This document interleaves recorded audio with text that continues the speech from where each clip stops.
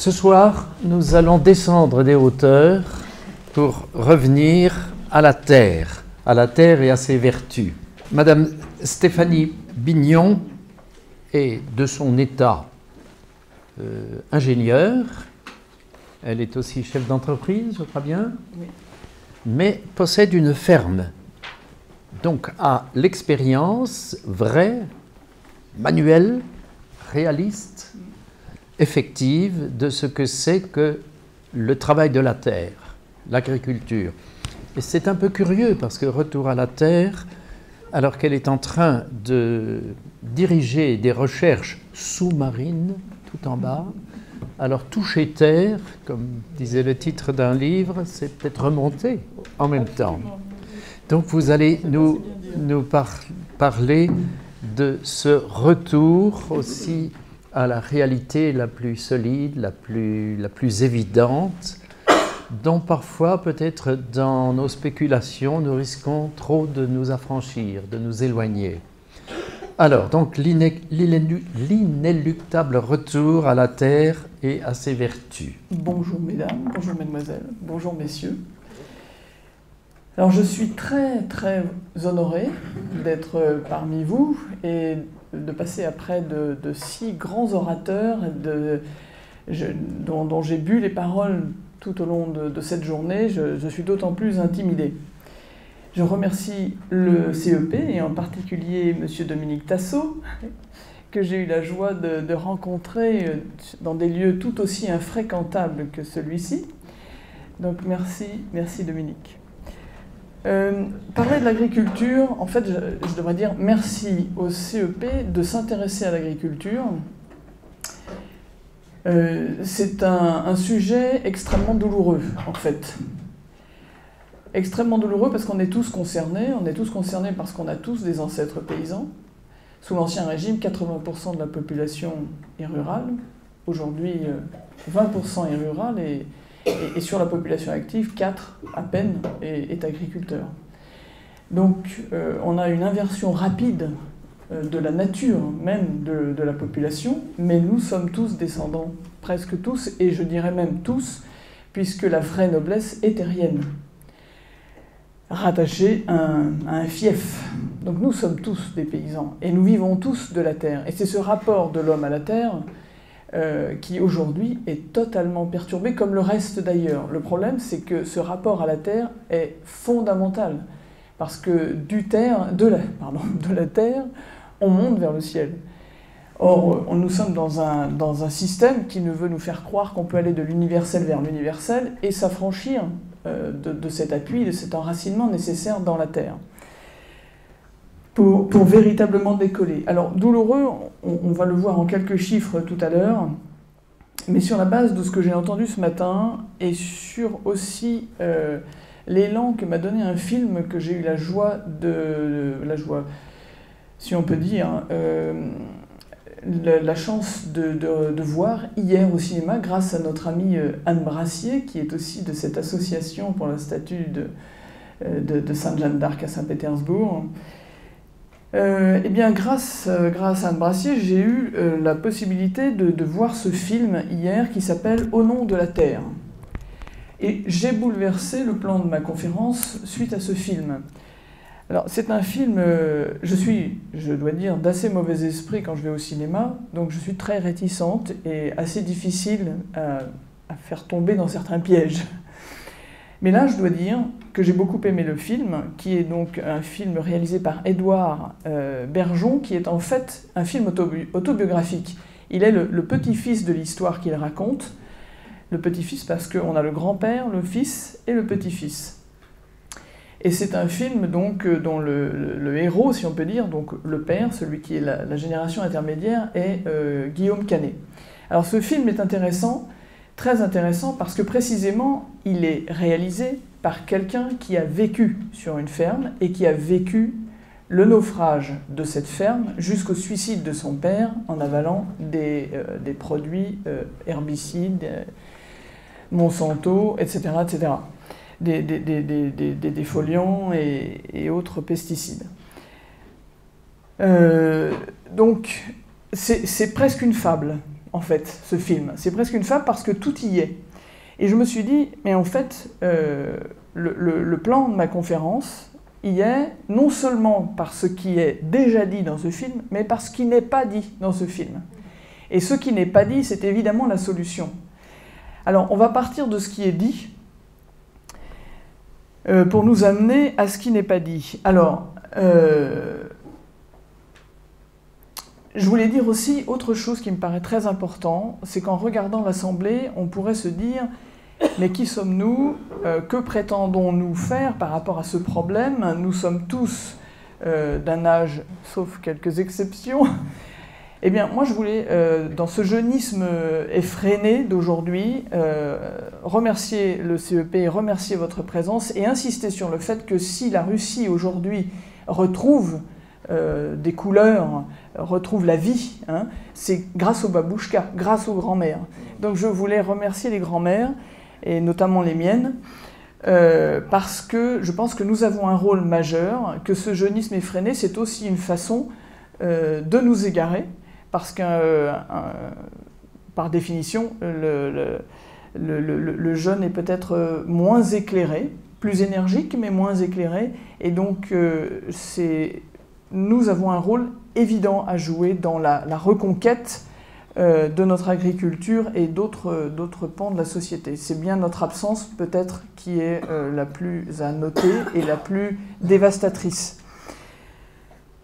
Dans les entreprises, par exemple, hein. Les entreprises se débarrassent des gens les plus mûrs pour des tas de raisons, et c'est le désastre des entreprises. Et c'est la même chose au niveau de tout.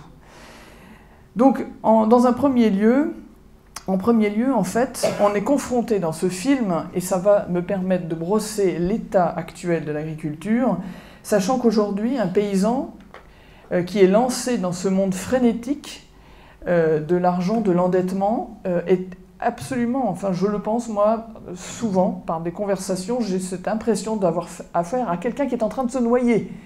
Vous avez sauté à l'eau, vous voulez lui apporter des arguments pour l'aider à s'en sortir, vous voulez le tirer sur le rivage, et il vous dit non, non, non, non, non, c'est en me débattant que je vais m'en sortir dans cette panade. Et donc vous n'arrivez pas, parce que, et je vais vous en parler après, vous n'arrivez pas à lui apporter de solution parce qu'il est convaincu que c'est en se débattant qu'il va s'en sortir. Or, c'est en s'ébattant qu'il s'exténue, et c'est en se débattant qu'il, en s'exténuant, se désespère. Et comme on ne lui a pas donné de clé de lecture, il va se désespérer jusqu'au suicide. Il faut quand même s'expliquer pourquoi on en arrive au suicide de nos paysans. Je veux dire, c'est le suicide de notre chair, de notre pays auquel on est en train d'assister, qui est terrifiant.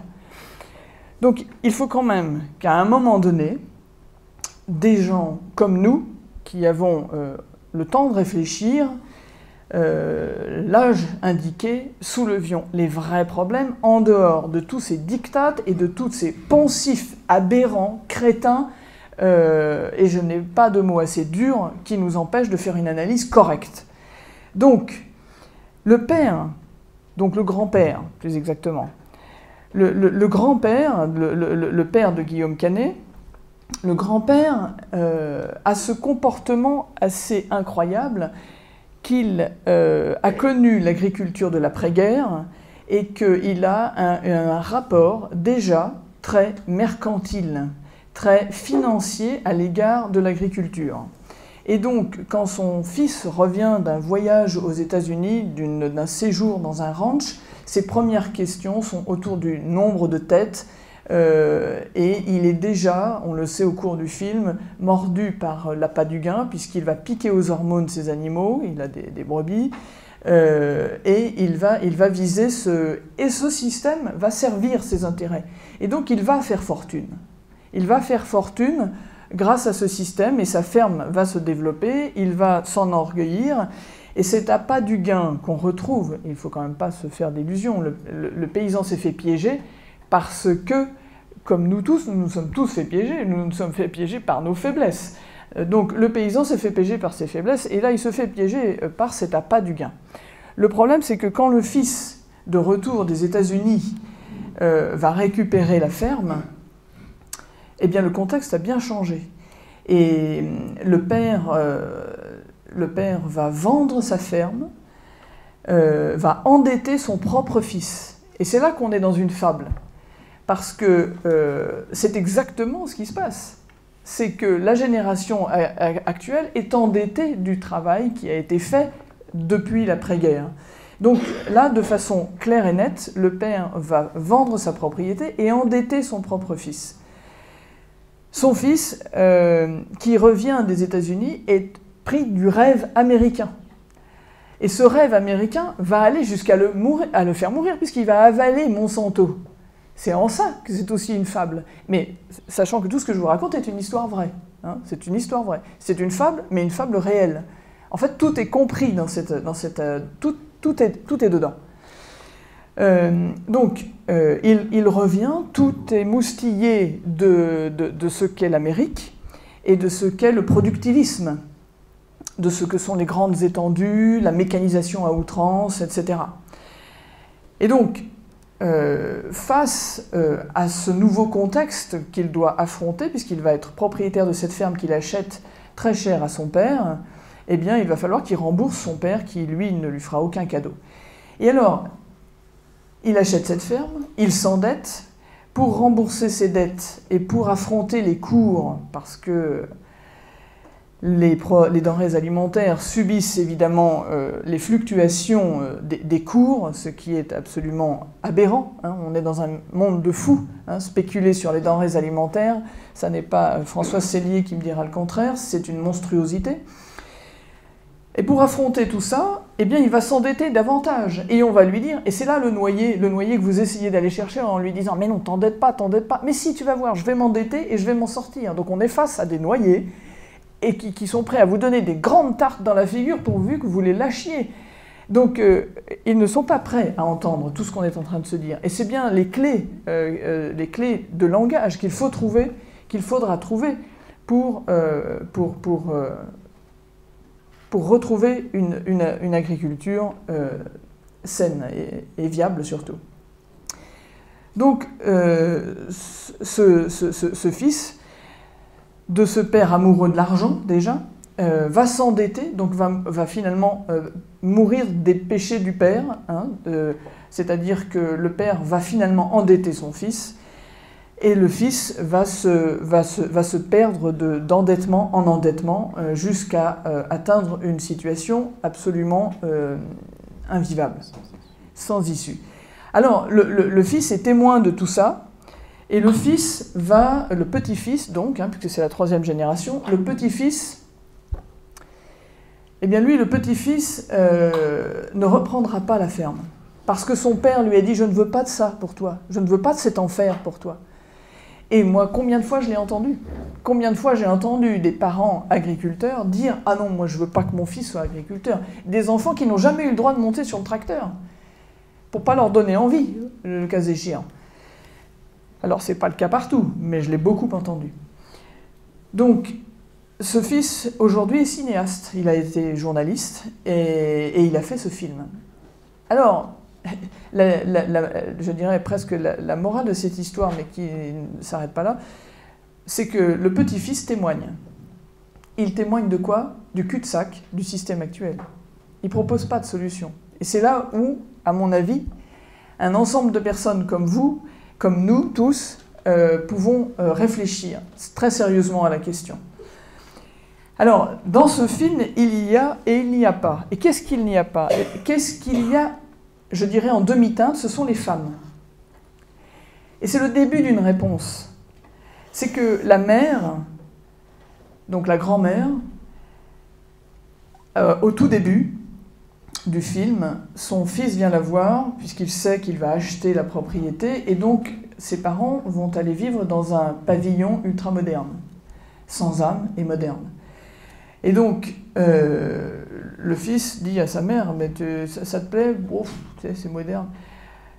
Donc on sent que la mère porte très très lourd sur ses épaules, et elle est là en train de nourrir ses volailles à la volée. Dans une petite... Alors vous allez me dire, mais oui, et alors?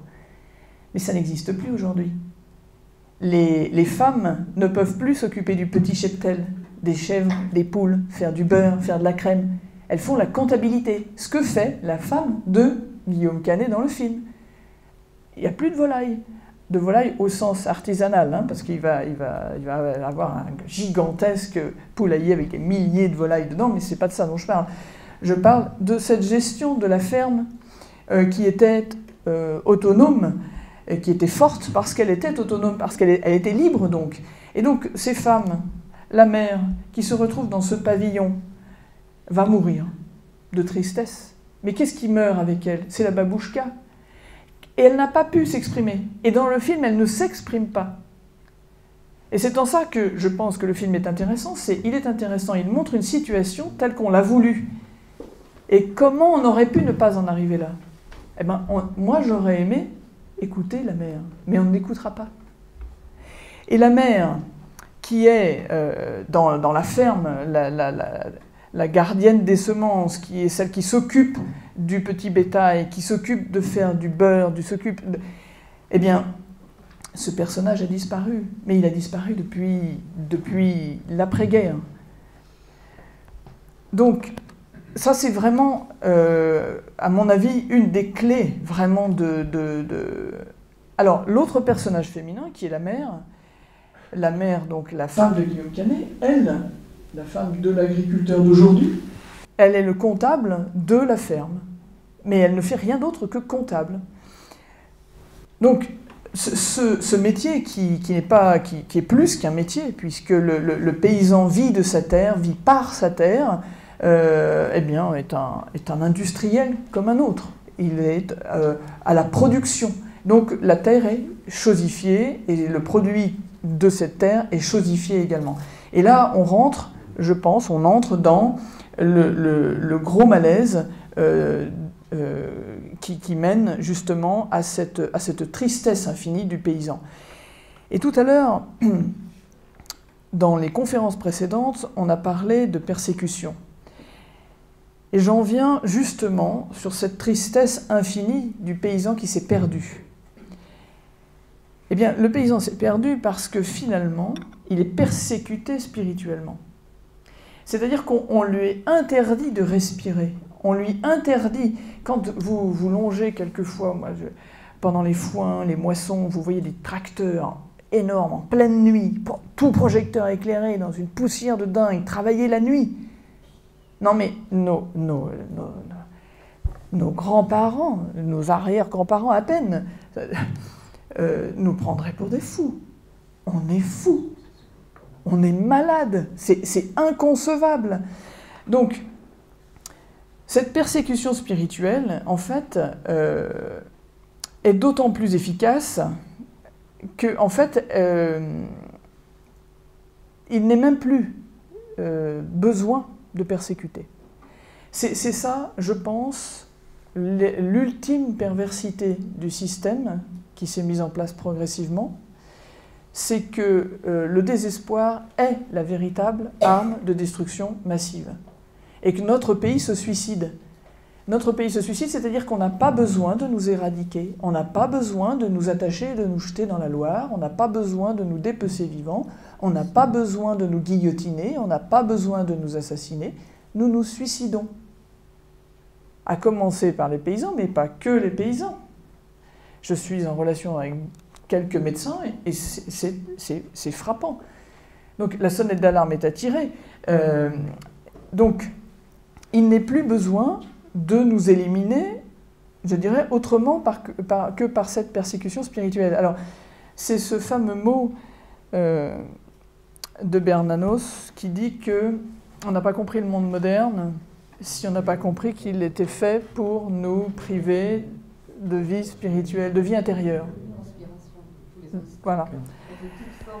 De toute forme de vie intérieure. En fait, voilà le résultat. C'est-à-dire qu'à partir du moment où on nous prive de vie intérieure, nous qui sommes des êtres humains, et a fortiori le paysan, eh bien on nous prive d'une fonction vitale, comme si on nous privait de respiration. En fait, ce monde moderne qui nous impose de vivre sans Dieu nous assassine. Et on le voit très clairement à travers donc, ce que subissent les paysans. qu'est-ce que ça donne, je dirais, sur le plan historique et sur le plan de la situation actuelle? Après cette longue introduction, finalement, parce qu'on pourrait se dire, et il faut se poser la question, mais pourquoi en sommes-nous là? Alors, je pense que contrairement à tous les mensonges, le paysan a changé de seigneur, que son seigneur... Ce qu'il faut voir aujourd'hui, c'est que dans nos milieux ruraux, dont je suis, puisque j'ai été élu local il y a quelques semaines encore, est un milieu qui est laissé à l'abandon.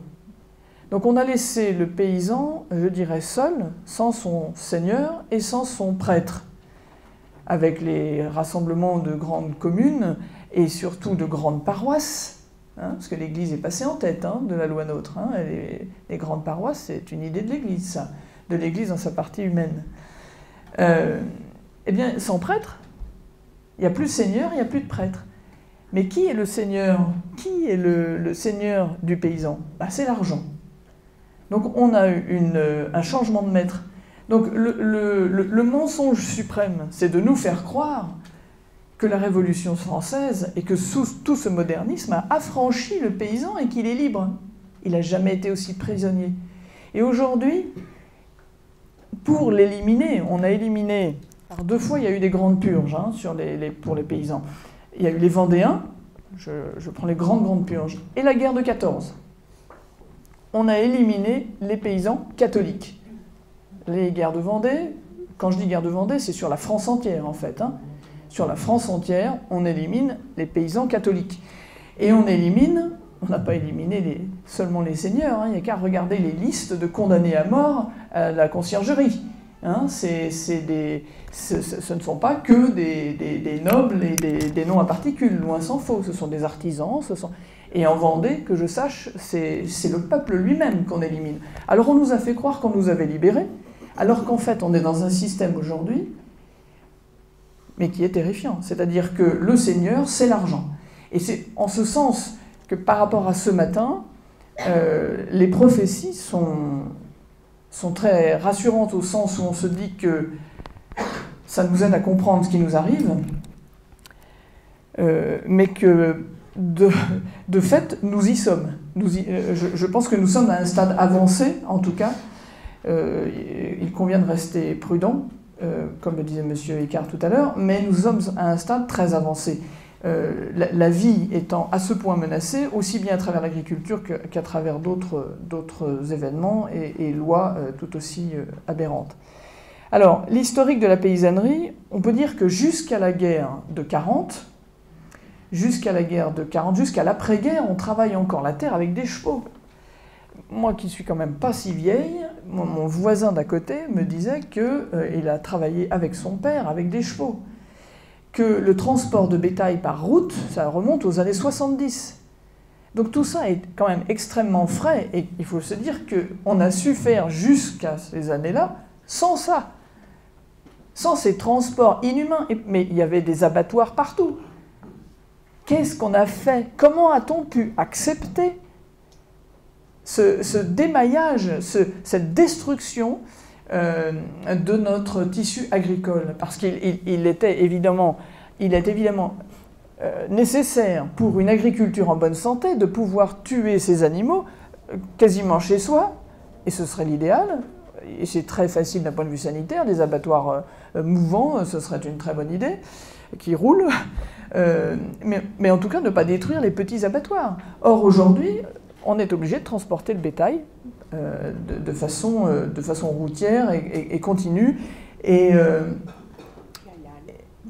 voilà. Alors, donc, on a connu avec l'après-guerre, avec la guerre de 14, une éradication, il suffit de regarder les monuments aux morts, on a tué nos villages. Moi, je pense qu'un des objectifs de cette guerre de 14, c'était ça.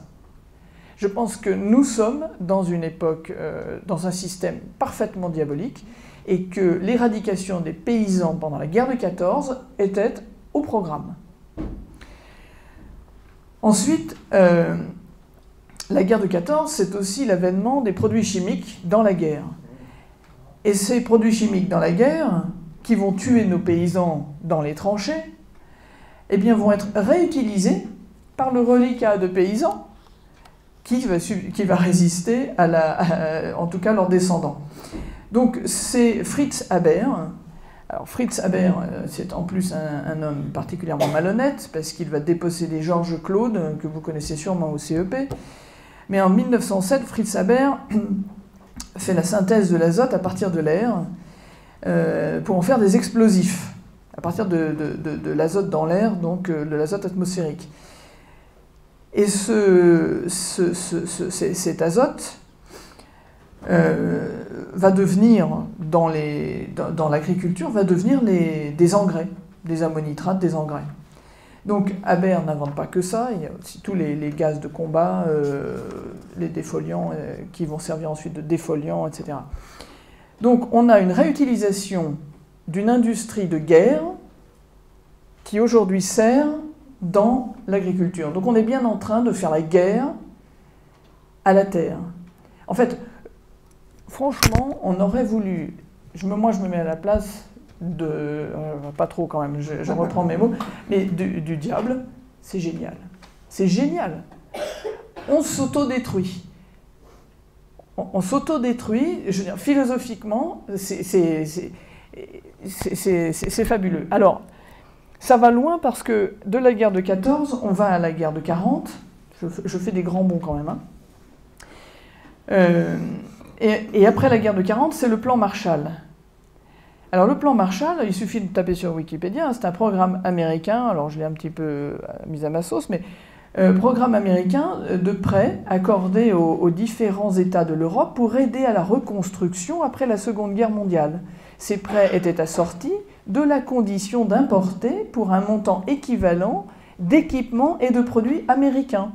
En 4 ans, les États-Unis versent à l'Europe 16,5 milliards de dollars, soit l'équivalent de 173 milliards de dollars en 2019. Donc ce plan a pour but, ce plan Marshall, de nous faire acheter du matériel américain. Mais le matériel américain pour les grands espaces, je fais un petit stop là, mais je suis allé quand j'étais jeune, j'y suis retourné après, mais j'ai été très frappé par les propos d'un chauffeur de bus. Il était très tôt, j'avais envie d'aller visiter Boston parce que j'avais une petite possibilité de récréation, donc il était tout début, donc il prenait son service, il n'y avait personne dans le bus, et il voyait que je m'intéressais et tout. Alors il me dit, vous savez, avec son accent en américain évidemment, en anglais, parce que ça ressemble plus vraiment à de l'anglais à ce niveau-là, mais vous avez vu ces grandes tours? Et là où il m'a étonné, c'est qu'il m'a dit, il m'a carrément lâché que c'était le résultat de 2 guerres mondiales remportées. Enfin, il m'a ouvert les yeux, ce chauffeur de bus. Donc, qu'est-ce qui se passe aussi en 1947? Eh bien, le 4 septembre, alors 1944, Tanguy Prigent devient ministre de l'Agriculture. Et en 1947, il lance cette idée du remembrement. Alors le remembrement, évidemment, comme aujourd'hui, on va nous dire que c'est pour notre bien, pour être rationnel, pour optimiser, etc., etc.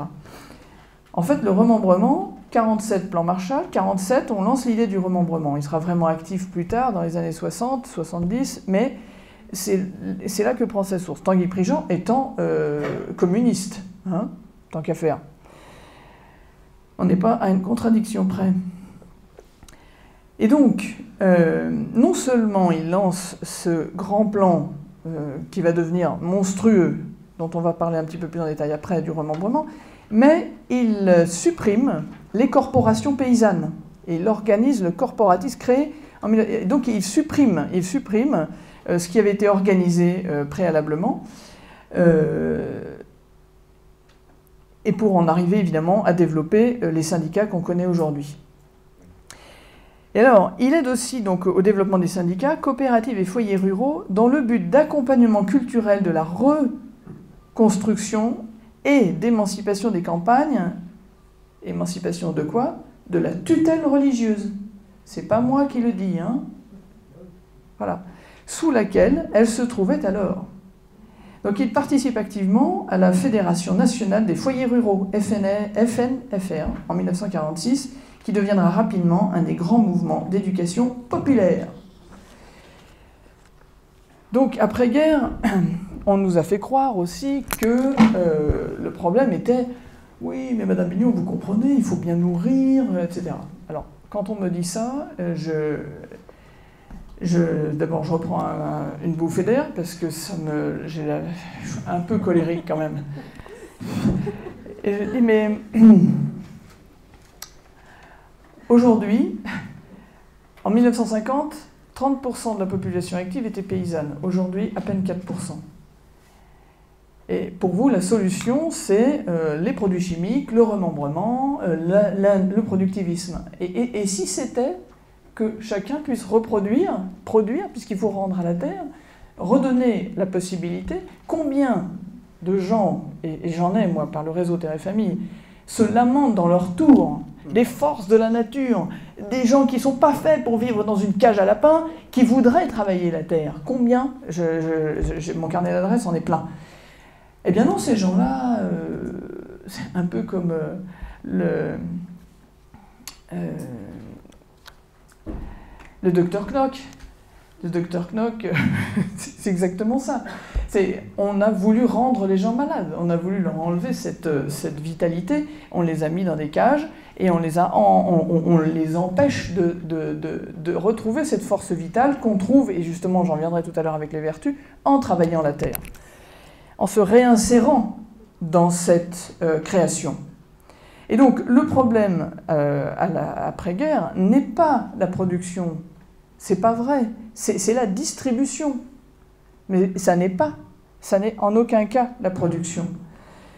Alors donc, du coup, on va nous dire qu'il faut remembrer. Alors, il y a des choses très touchantes, hein, des vidéos avec des images d'archives où le paysan dit « mais moi je comprends pas, il a toujours été dans la famille ce pré-là, et puis l'arbre c'est mon arbre là, pourquoi ça irait dans l'autre morceau à côté, mais je comprends pas ». Et donc, c'est comme ça qu'on va arracher 750 000 km de haies vives pour faire ce qu'on appelle des open fields. Et donc, c'est entre les années 60 et les années 80 que ce massacre va être opéré. Et aujourd'hui, on nous parle de sécheresse, on nous parle de problèmes d'écologie, on nous fait parler Greta Thunberg pour nous expliquer comment il faut marcher debout.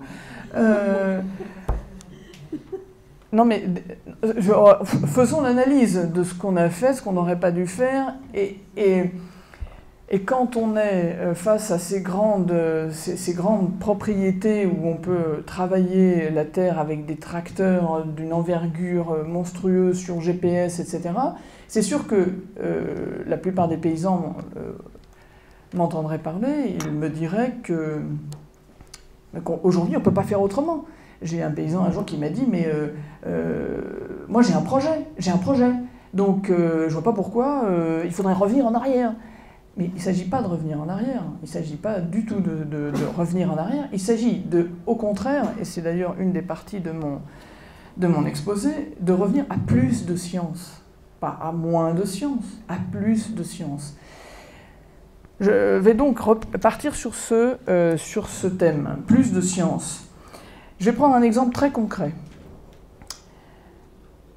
Avec le remembrement, on a également un corollaire qui est la révolution verte.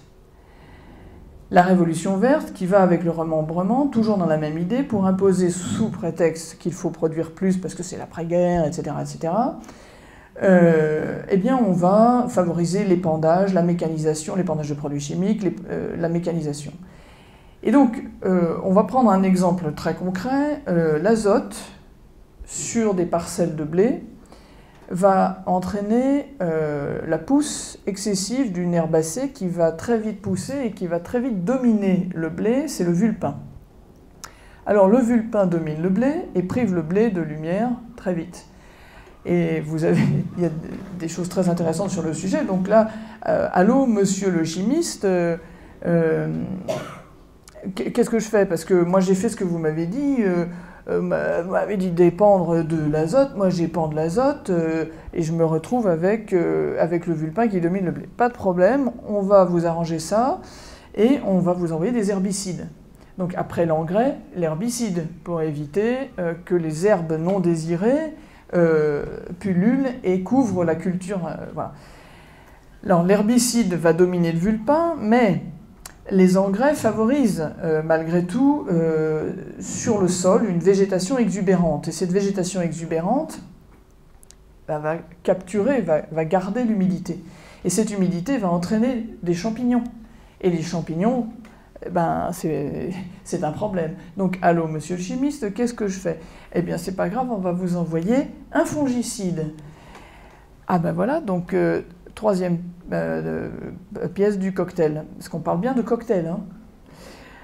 C'est pas moi non plus qui ai inventé ce terme. Donc, l'azote entraîne également un excès de sève. Et donc, l'excès de sève, sachant que la sève est régulée par les insectes, eh bien, allô, monsieur le chimiste, il y a trop d'insectes. Eh bien, je vais vous envoyer un insecticide. Alors, nous voilà avec un herbicide, un fongicide, un insecticide. Tout ça en cocktail. Et c'est avec ça, d'ailleurs, que le héros de notre film va se suicider. Il va absorber ça. Donc là, la boucle est bouclée, hein. Donc, il est clair que par cette mécanique, qu'est-ce qu'on a réussi à faire? D'abord, avec le remembrement, on a déraciné notre paysan. Ce qui fait son essence vitale, c'est qu'il aime sa terre et les animaux qui sont dessus. Eh bien, on lui enlève, on lui modifie son paysage pour qu'il ne sache plus jamais rentrer chez lui, spirituellement parlant. Jamais il rentrera chez lui. Elle est où, la ferme de ses ancêtres?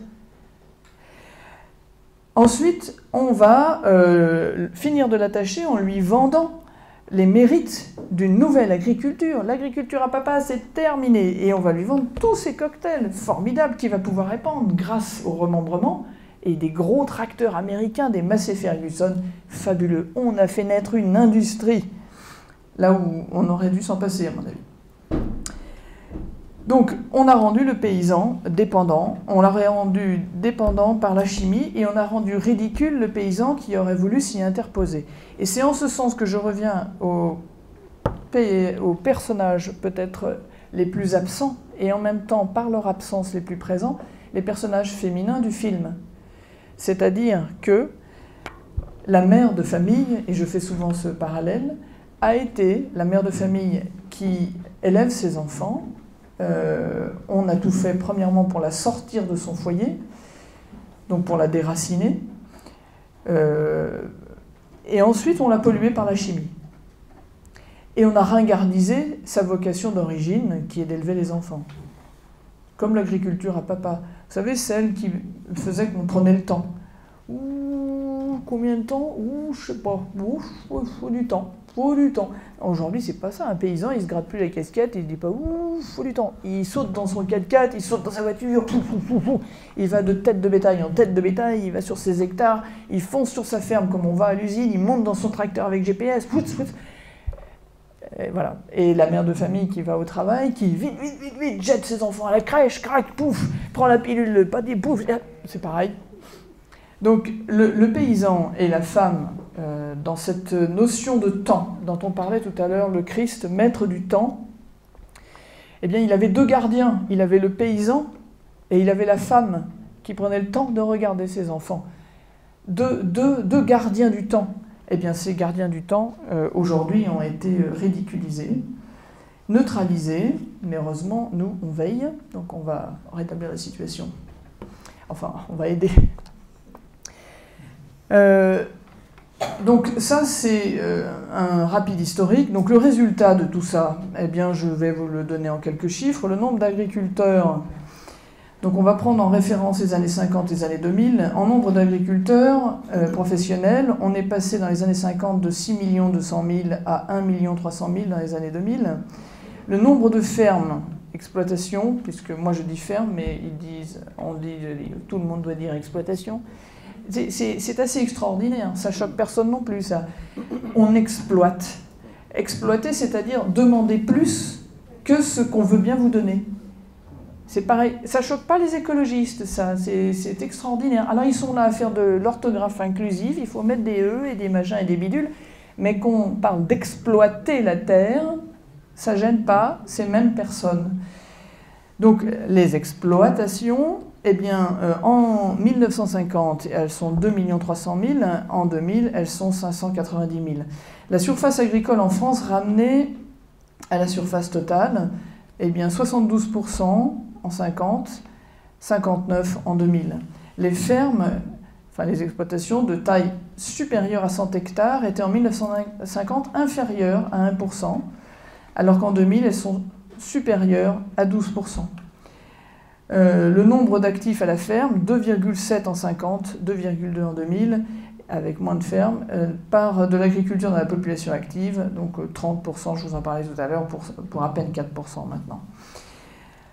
Donc on est vraiment, je dirais, sur un processus de désertification. Alors tous ces chiffres que je ne détaillerai pas, et on a fait toute une étude à Terre et Famille, un programme qui est disponible sur notre site, que je peux faire circuler si ça vous intéresse. Ce programme est disponible sur notre site terreetfamille.fr. On a rédigé ce programme au moment des présidentielles. On utilise l'énergie de l'adversaire. Ce n'est pas qu'on participe aux présidentielles, mais on utilise l'énergie de l'adversaire pour faire sortir les sujets.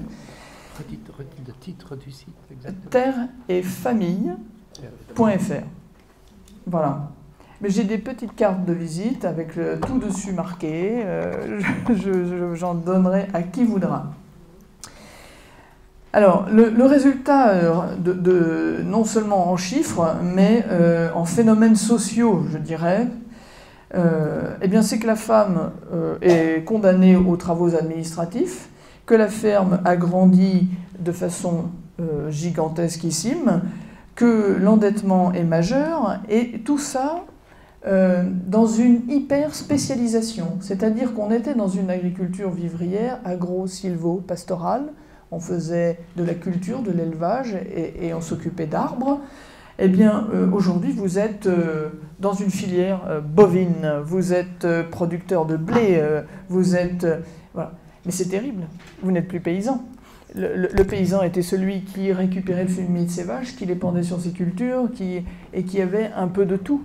Et qui, dans un esprit de corporation, sauvait sa ferme parce que si le cours de la viande baissait, eh ben, il vivait ailleurs, il vivait d'autres choses. Alors le cours de la viande n'existait pas, mais disons que le principe est simple. C'est d'abord, on n'était pas lié à une industrie chimique, puisqu'on fournissait ses propres engrais, et qu'ensuite, les cultures permettaient une vie...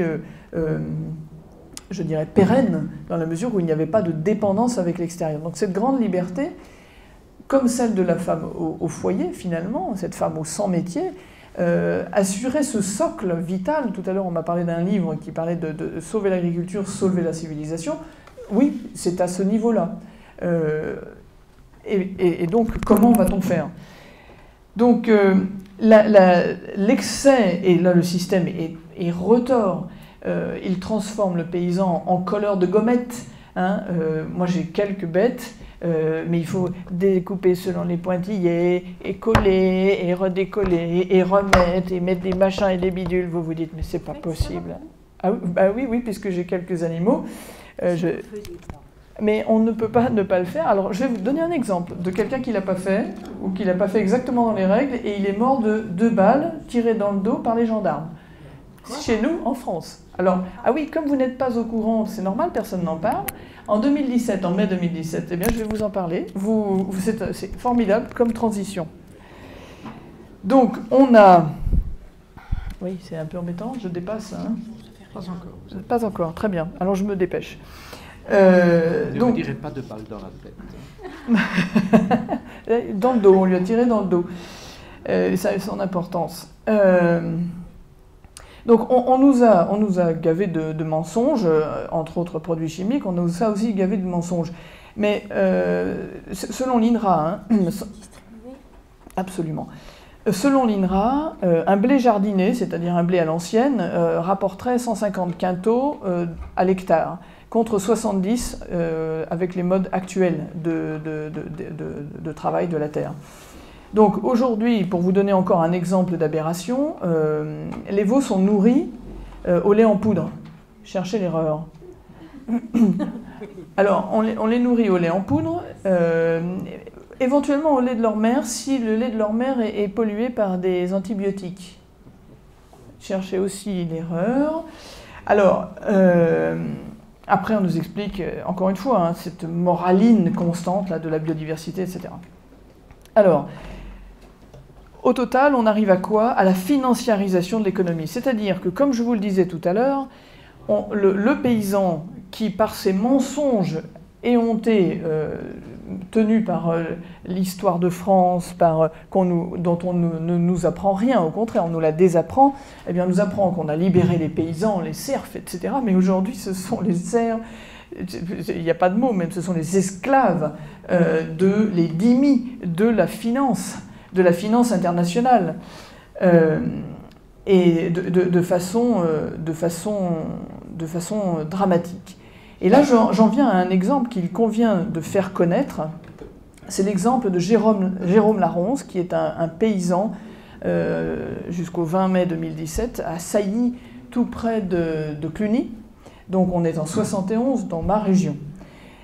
Et ce paysan, il avait eu une première visite des services sanitaires quelques années auparavant, qui avait mal tourné, parce que, pas très conscients des réalités, ce genre de personnages, sont venus pour inspecter son troupeau, et ils ont déclenché une panique dans un angle de près entre une rivière et une clôture.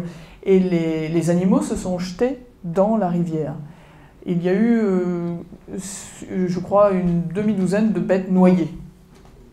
Et on lui a dit: Monsieur Laronce, si vous éventez ce problème, de toute façon, on vous interdira d'exploiter. Et c'est pas nous qui sommes responsables, c'est vous. Alors, admettez que les relations ne pouvaient pas être très cordiales à partir de là.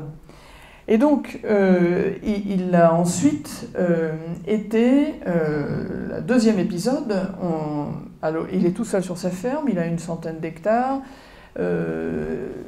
moins que ça, et il essaye de travailler à l'ancienne, plutôt. Il est tout seul, parce que c'est toujours pareil, le problème de l'isolement, dont on parlait tout à l'heure. Il a donc ces bêtes qu'il fait naître sur sa ferme, et Dieu sait si c'est contraignant, hein, d'avoir des bêtes qui sont prêtes à véler, etc., etc. Et un jour, on l'appelle, on lui dit: mais monsieur Laronce, oui, ici la DDPP, dites voir, les bêtes dont vous nous avez envoyé des cartes hier, là, on ne les connaissait pas. Non, et je ne vous ai pas encore envoyé les cartes, enfin les immatriculations, patati patata. Mais je vais le faire. Ah non, mais monsieur Laronce, vous ne comprenez pas, ces bêtes ne sont pas à jour. Pour nous, elles n'existent pas.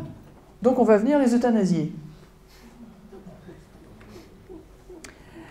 Donc, on lui a envoyé une délégation, on l'a prévenu la veille, ce que j'ai appris par la suite, mais une délégation entourée de... je ne me souviens plus du nombre de gendarmes, mais c'est au-delà de la dizaine, avec gilet pare-balles, armés, etc. Donc lui, il est sur son tracteur, et il voit cette escouade de gendarmes avec les blouses blanches de la DDPP, surtout qu'ensuite j'ai appris qu'en fait, il avait entendu qu'on venait l'interner. Et c'est un fait, c'est vérifié ça. Parce qu'en fait, il dérangeait l'administration. Pour plusieurs raisons, c'est qu'il avait des amis au Journal de Saône-et-Loire qui ont très bien relaté l'événement, et il avait fait un article extrêmement intéressant où il parlait des marchands du temple, qu'il convenait de chasser. Donc cet homme est très intelligent, très, très lucide, et il a suffisamment d'entre-gens pour pouvoir parler, s'exprimer. Et il le fait à travers le Journal de Saône-et-Loire. Évidemment, il faut l'interner. Puisqu'en plus, il a l'outrecuidance de ne pas avoir envie de se suicider, celui-là. Il faut s'en débarrasser autrement. Donc, il s'échappe avec son tracteur, il fonce à travers ce qu'il peut, il s'enfuit, il revient la nuit, parce qu'avec un tracteur, on ne s'enfuit pas très loin, en fait, c'est quand même visible, ça ne va pas vite. Donc, il revient la nuit chercher sa voiture. Et il part comme ça 10 jours en fuite. Et puis, il sera dénoncé par quelqu'un de bienveillant, très probablement, il sera dénoncé et attendu à la sortie d'un chemin par des gendarmes qui auront reçu l'ordre du préfet, enfin non, pardon, qui n'ont pas reçu l'ordre du préfet de ne pas tirer.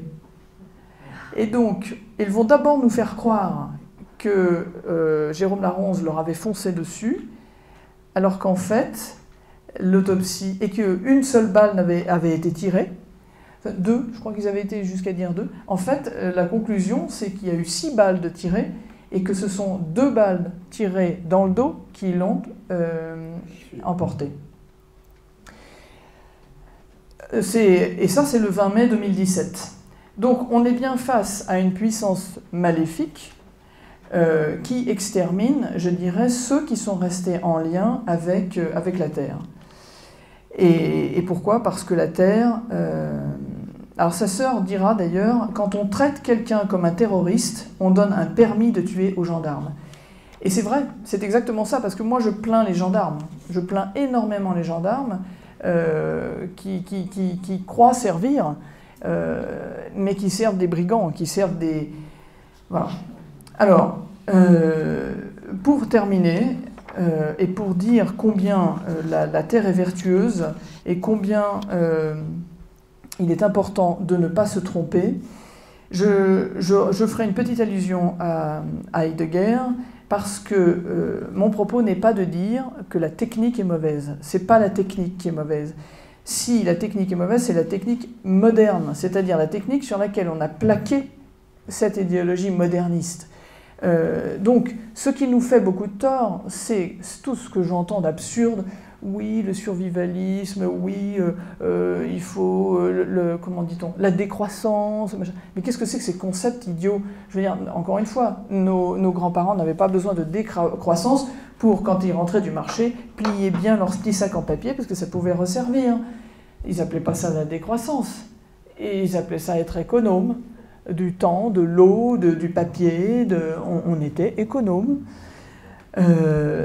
Mais où est la décroissance à être économe? Enfin, mais c'est des concepts complètement absurdes. Il faut purger notre vocabulaire de toutes ces imbécilités. Et donc, inéluctable, le retour à la Terre, oui, parce qu'il est vital. Il est absolument vital. Et il est vital. Et donc, en se défaisant de ces mauvaises idées, qui sont que la technique, que ce qu'est l'homme, parce qu'en fait, en attaquant la technique, il faut bien se rendre compte que c'est la place de l'homme dans la création qui est atteinte. Or, on ne nous a pas demandé d'être idiots pour vivre sur Terre. C'est pas du tout ça le propos.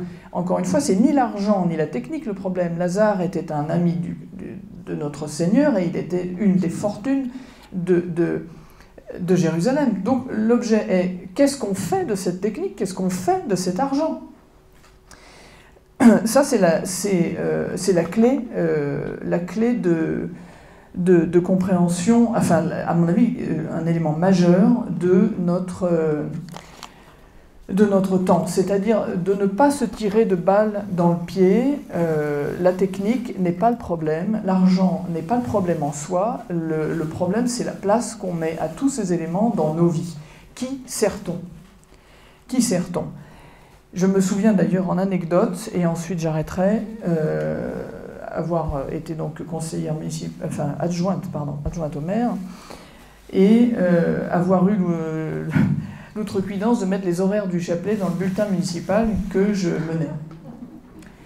Et là, même mes amis paysans du Tour me disent « Oh là, Stéphanie, vous exagérez, hein. Là, vous voyez, vous mélangez le politique et le religieux, là, c'est pas bien, quoi. » Alors, je dis, bon, d'abord, c'est une information, ce n'est pas une obligation.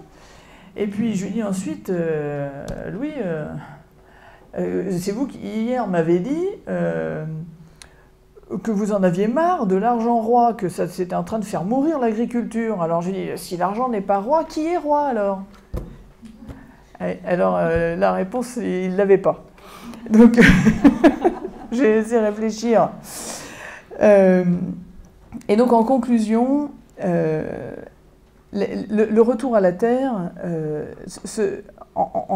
c'est tellement grave en fait qu'il faut, parce qu'on a beau dire, hein, mais si vous voulez, il y a une espèce de snobisme qui s'est installé dans l'éloignement maximum, et c'est pas nouveau, hein, ça date des courtisans, mais il y a un snobisme à être loin de la terre, loin et je pense qu'on a à se regarder nous-mêmes, en fait, premièrement. Ensuite,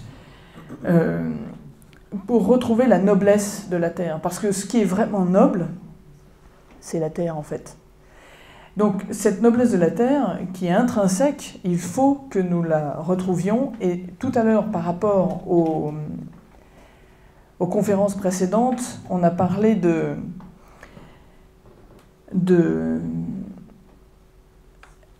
on a parlé, quand on parlait d'Apocalypse,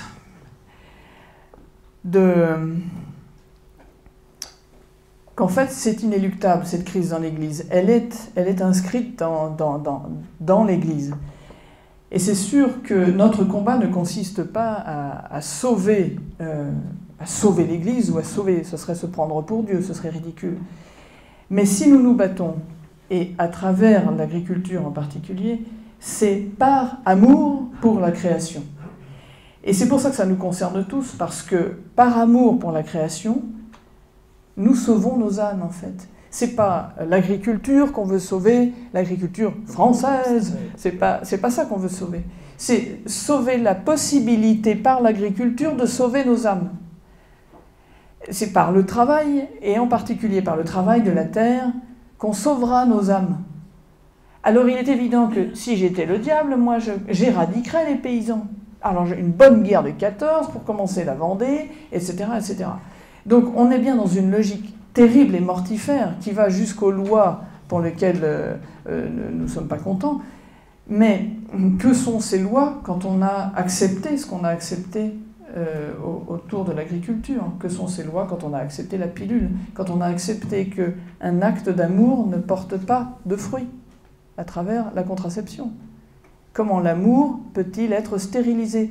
Stériliser l'amour, c'est comme l'agriculture alors. Je stérilise mes terres, je coupe l'herbe, je me remets du produit dessus, c'est pareil. C'est exactement le même sujet. Donc en fait, en conclusion, je dirais qu'il faut lever, et comme nous sommes bien entourés, il faut lever le siège de Dieu.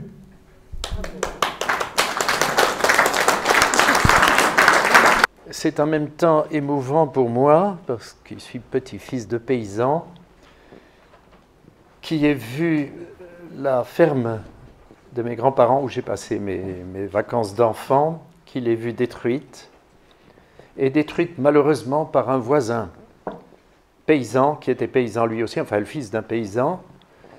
Je voulais sauver cette maison, j'ai venu avec un architecte spécialisé dans la restauration, et quand nous arrivons, les tuiles étaient enlevées, alors il me dit il n'y a plus rien à faire, et c'était le voisin qui l'a fait, prétendu ami. J'ai un pincement au cœur en songeant que mon père ensuite est devenu juge du livre foncier et qu'il parlait beaucoup de remembrement. Et oui, c'est une situation abracadabrantesque, comme disait l'autre. Oui. On aperçoit aussi, à côté de ce constat alarmant, des petites lumières qui s'allument ici et là, des gens, on le cite quand même, qui reviennent à la terre et qui vont élever des moutons quelque part. Oui.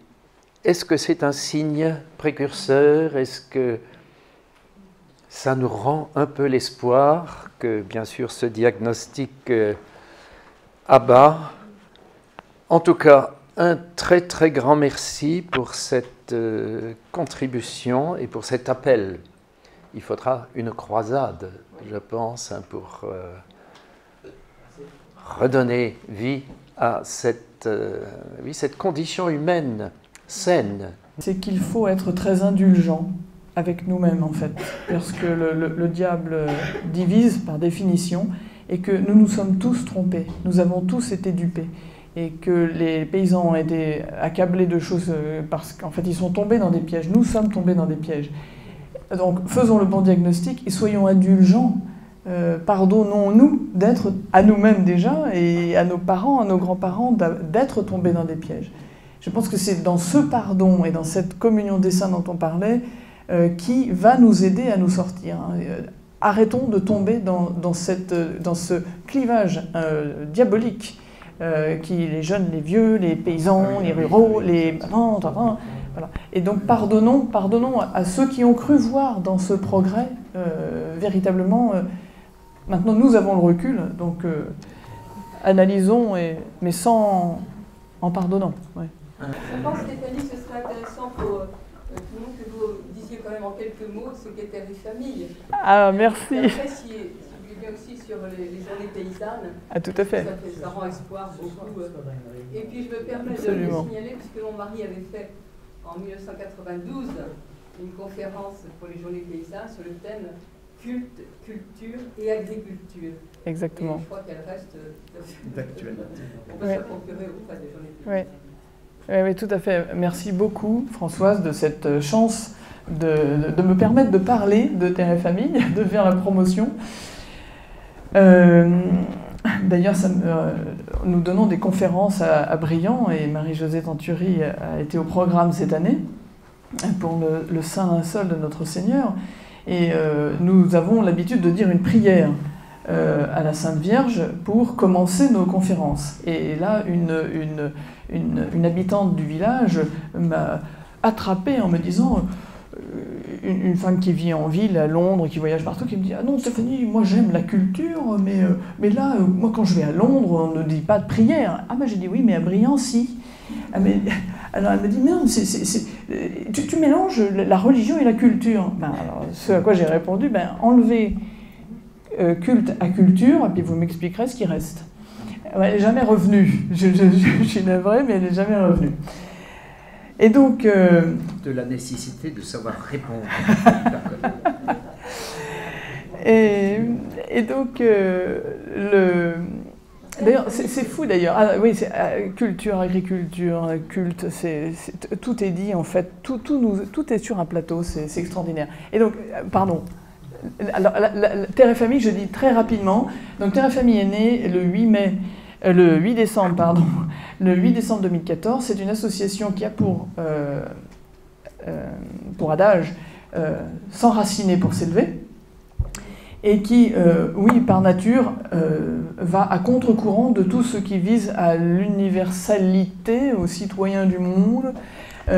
Et donc, on commence par défendre déjà ce que nous estimons être la force de la France, ce sont ces 36 000 communes, donc on les défend là particulièrement avec la loi NOTRe.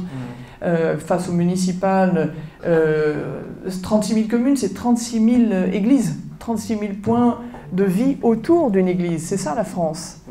Enlever l'église et il n'y a plus de village. Et là, tout le monde est d'accord. Et ça me rappelle un exemple très précis dans une réunion publique où je disais, mais vous savez, vous êtes d'accord, messieurs les maires, même les communistes, il y avait des communistes, hein, aucun d'eux pratiquant à l'exception d'un, vous êtes d'accord que sur tous nos bulletins municipaux, ce que nous mettons à l'honneur, ce sont nos églises. Ah oui, tout à fait. Alors il y avait notre évêque qui était là et qui s'inquiétait pour l'avenir de ces églises précisément. Et moi je lui ai dit, vous voyez, monseigneur, ne vous faites pas de soucis, ce qui sauvera nos églises, c'est la ferveur populaire. Et là, même le maire communiste, ah ouais, la ferveur populaire. Et donc, de fait, Terre et Famille, c'est ça, c'est cette présence très terre-à-terre, mais très lucide que rien ne se fait sans le Christ. En fait, tout est impasse si on ne part pas et on ne va pas vers le Christ. Donc, nos églises de village, nous les défendons. Nous les défendons et nous avons eu des victoires bien connues et des victoires moins connues, parce qu'on se bat aussi dans l'ombre. Il faut dire, pas oublier que je suis dans les sous-marins quand même. Hein. Et donc voilà, on se bat tous azimuts, là où on nous appelle, et on se bat évidemment pour la cause paysanne. Ah, je voudrais vous livrer juste un petit témoignage qui m'a beaucoup marqué il y a une trentaine d'années, alors que j'étais élu local. Au cours d'une réunion dans une petite commune rurale de l'Aveyron, nous avons échangé entre les uns et les autres, les élus essentiels des agriculteurs, sur la situation. mon voisin de table, je lui pose la question, le soir quand vous vous couchez, êtes-vous inquiet pour les traites à payer, pour les... une dette? Comment faites-vous? Il dit, c'est très simple. C'est là que votre inspiration de terre et famille, c'est extraordinaire. Il me dit, c'est très simple. J'ai tant de vaches, j'ai 3 enfants. L'année dernière, j'ai eu un 4e enfant. J'ai acheté 2 vaches supplémentaires. Juste ce qu'il me fallait pour pouvoir augmenter mes revenus pour ma famille. Ce lien de sa famille, son troupeau, son exploitation, c'est extraordinaire. Terre et famille, c'est un nœud essentiel. Absolument. Qui rejoint ce que vous avez dit en conclusion, qui est la clé de tout. Aimer et servir la création. Merci Bernard.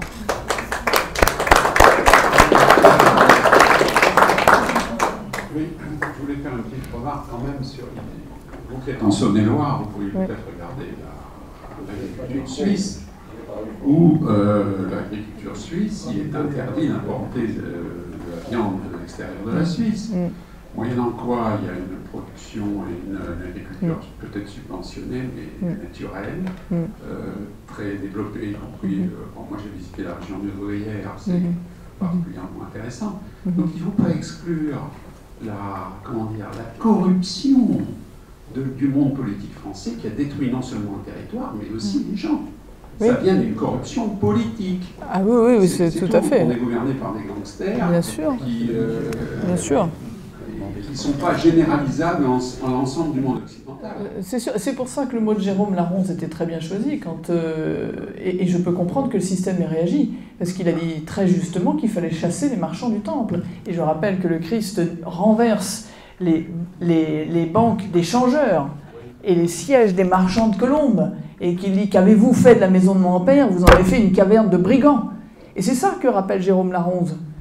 Et encore une fois, le Christ renverse les banques des changeurs, parce qu'il y a l'argent, qui est les demi-shekels qui servent à acheter les bêtes à sacrifier, et ces grands prêtres et scribes qui se demandaient comment ils allaient le faire mourir, récupéraient la viande. Non seulement ils les dupaient sur le cours du demi-shekel, mais en plus ils récupéraient la viande. Donc on est bien dans le sujet. Et là, Jérôme Laronze, par contre, le Christ renverse les sièges des marchands de colombes. Il ne faut pas toucher les colombes.